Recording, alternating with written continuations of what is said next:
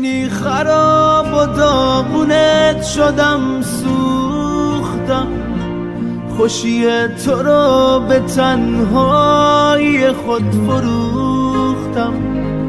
اگه ارزون تو رو دادم به یه دنیایی که خود نیستم، چون که من زاده ی دردم و با درد و غم غریب نیستم. غریب نیستم، غریب نیستم.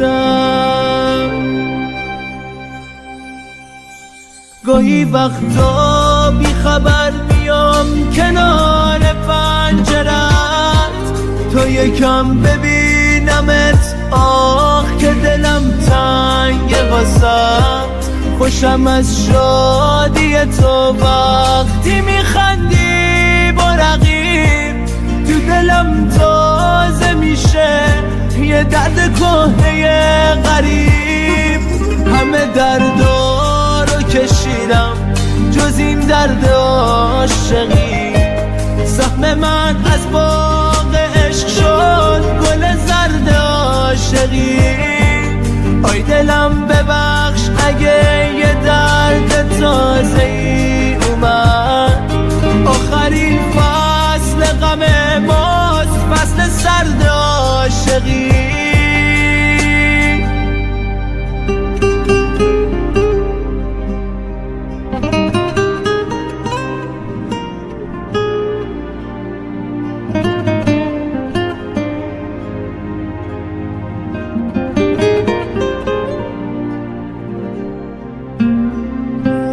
گاهی وقتا بی خبر میام کنار پنجرت، تا یکم ببینمت، آخ که دلم تنگ واسط.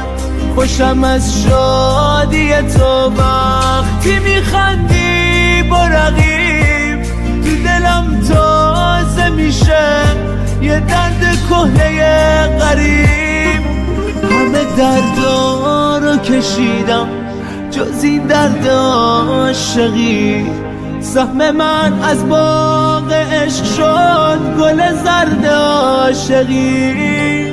آی دلم ببخش اگه یه درد تازه‌ای اومد، آخرین فصل غم ماست، فصل سرد عاشقی. همه دردا رو کشیدم جز این درد عاشقی، سهم من از باغ عشق شد گل زرد عاشقی.